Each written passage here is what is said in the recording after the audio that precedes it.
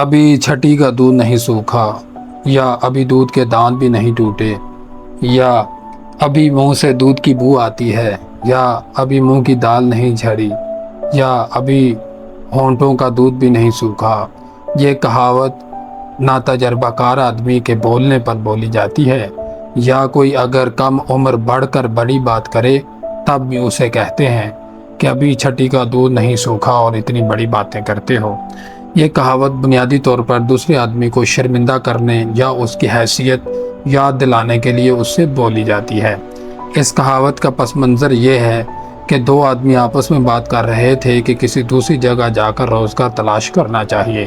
ایک کم عمر لڑکا بھی یہ باتیں سن رہا تھا۔ وہ بولا کہ میں بھی آپ لوگوں کے ساتھ چلوں گا اور جو مصیبتیں بھی پیش آئیں گی میں انہیں برداشت کروں گا۔ اس بات کو سن کر ان میں سے ایک بولا، جاؤ میاں کھیلو کودو، ابھی تو تمہارے منہ کا دودھ بھی نہیں سوکھا۔ اس طرح یہ کہاوت مشہور ہوئی۔